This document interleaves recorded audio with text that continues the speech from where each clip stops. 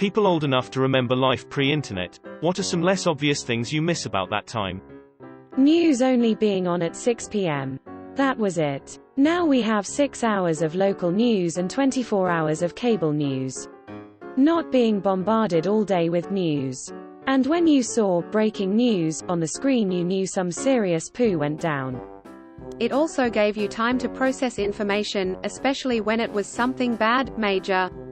Now we're constantly bombarded with what seems like bad thing after bad thing, and then everyone's opinion on it all over social media. It used to be a lot harder to bail on things. You'd have to call the person at home and tell them yourself, or at least leave a message if you wanted to be risky. Typically if you were gonna bail, you'd give at least 24 hours notice. Nowadays people can let you know they're bailing last second since you're always reachable. Or better yet, just not message you or anything nowadays. I was gonna hang with someone I haven't seen in years, and we even made plans to go get some lunch. Never messaged me back about what time. Reading the newspaper and magazines used to be just about one of my favorite things. Now it seems pointless to clutter the house with so much paper when I can access all of it online, but of course I don't. I pick and choose just a few articles, I don't really browse the way I would before, and I encounter a lot fewer new or enlightening things. Getting the Sunday New York Times and then going out for brunch and reading it with your friends, dates was such a treat. I used to get so excited when my favorite magazines came in the mail, I'd immediately sit down and leaf through them and see what was worth reading right away and what could wait. Not being overwhelmed by choice. Don't get me wrong, having nearly every form of media downloadable is great, but back in the day, I rented a video game and I played that video game as much as I could. Now, it's hard to give it more than 2 seconds before I try one of the 20,000 games I have access to. New Game Plus used to be cool. Now, I'm happy if just beat the game. You had to call someone's home phone number and talk to their parents first before you could talk to your friend. Video game cheat codes either spread by gaming magazines or by word of mouth. Sometimes that word of mouth was bullpoo. I'm looking at you, Tomb Raider new cheat code. I never thought of the parents thing. I knew all of my good friends' parents well because of this. They would chat with me and get to know me before passing the phone. Thank you for bringing up a small but significant aspect of culture that doesn't exist anymore. As a kid I hated it and just wanted them to pass the phone, but looking back that's how I connected with their entire families. When I see them now it's easier than ever to talk with them and I truly enjoy it. Not being accessible to my boss 14 hours a day. Yes, 100% yes. Hell, not being accessible in general. Now with everything there's this expectation that you have to be available 24/7 and always reply. Friends, family, and of course the job being the worst part of it. From time to time I still just disconnect everything, but then I'm the DK head that takes days to reach back. I miss the time when that was just normal. I miss having an attention span of more than 3 seconds. It's so weird. I can only vaguely remember what it feels like to not have a smartphone and to be alone and think. Wondering what my friends are doing and if they'd like to do something on the weekend. We'd have to talk during lunch break at school and plan it. Trying to find the answer to a math problem. Having to figure it out by rereading the problem and explanations 5 times. RSVPing mattered. If you said you were going to be there, you made sure to be there. None of this Facebook invites that everyone blows off without any form of social repercussions. If you said you were going to go and didn't go, you were the asshole and everyone knew it. I was going to say something similar. If you said, meet me at the coffee shop at 3:00, you had to meet then and there. Even if you didn't feel like it, even if you got a better offer. It's now so easy to text and change the time, the location, cancel. We've created a whole generation of people who consider every plan a maybe. Ghosting is rampant even though it's easier than ever to cancel, because no one feels any obligation or commitment to a plan. Leaving home and just being gone for the day. No cell phones. If there were cameras, it was really different.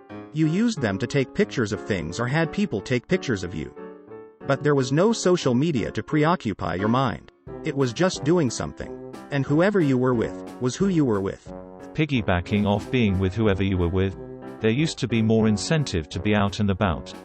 If you weren't there, you missed it. Also, hangout spots being a thing because it was the only way to be in the know.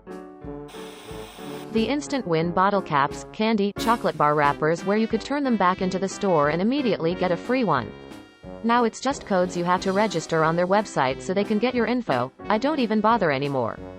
I've often wondered if this was actually a boon to soda, candy companies, because I have to imagine having to go to a site and input a code is enough of a deterrent for people to not even bother, therefore leaving prizes unredeemed.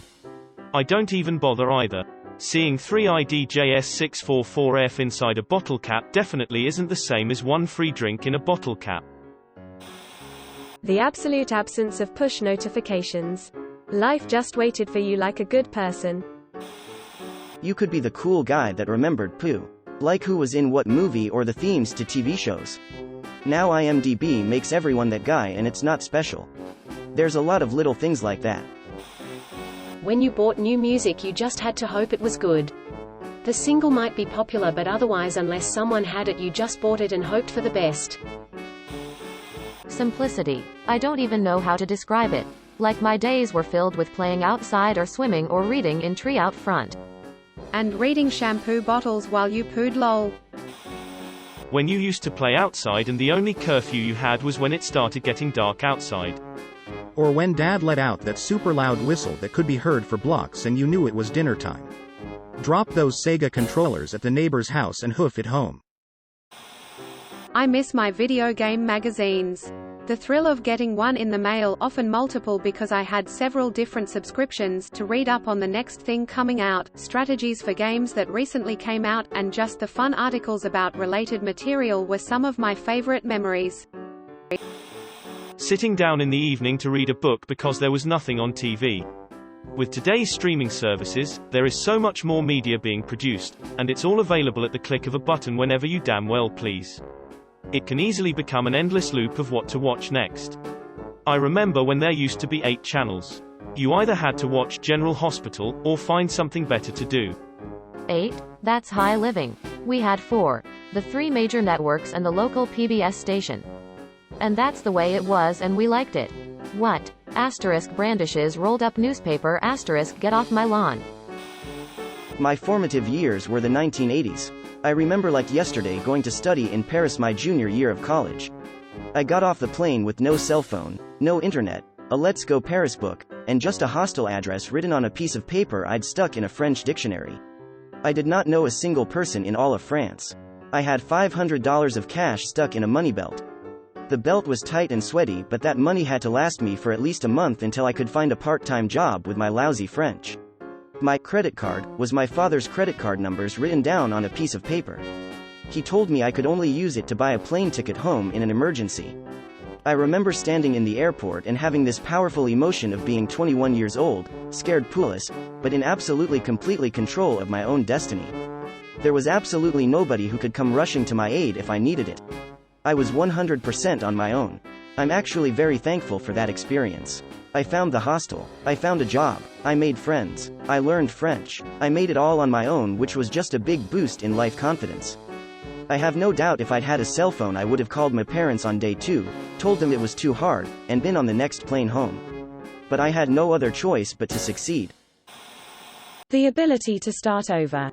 I moved a lot. Every move I could reinvent myself. Bookworm, punk, preppy. I got to try out lots of aspects of my personality and my past wasn't a factor.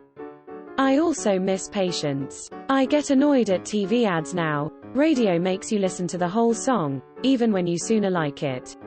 I'm far too comfortable with instant gratification. Spot on. I think especially when young it's genuinely damaging to be locked into an identity by the stuff you have said, done years ago. How are we supposed to grow? Also being judged by the norms of a previous era which are not cool now. Like it or not, people conform to social norms, and these have changed rapidly. What you said, did in the 90s, may not be representative of the person you are or want to be today, and I'm sick of all the retrospective judgment being applied. The effort that people made to stay in touch. Now, it is effortless, but people don't bother with anything but social media.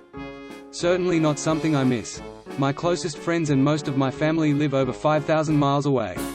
If it wasn't for the internet, I'd be relying on the occasional letter or expensive long-distance phone call to stay in touch. Nowadays we are messaging each other all day, chatting on cell phones, having video calls and even playing games. I miss the unknown. When I was a kid, my teacher said if you took everything out of your body that it would reach around the earth. My dad said it was bullpoo, so we bet on it, but we had no way to verify it. I had to look up the American Heart Association or some poo in the phone book and call them. I thought I was talking to a scientist, but it was probably some teenager that answers the phone at the front desk. Even they said it sounded wrong. I was pissed. There was another time me and my friend spent hours trying to find the name of a band that we couldn't remember. We put on MTV and looked through guitar magazines the entire night. It was actually kind of a fun night from what would just be a 2-second Google search now. Playing outside until it gets dark. This one pertains to cell phones. Before cell phones, when we just had landlines only, I can remember everyone's phone numbers by heart. Now with my smartphone I can only remember 3 phone numbers. People would forget things you did that were maybe not the smartest. Before the internet, facts were curated, in the sense that information came from people with expert knowledge and was distributed by journalists or teachers who were held accountable for accuracy of information.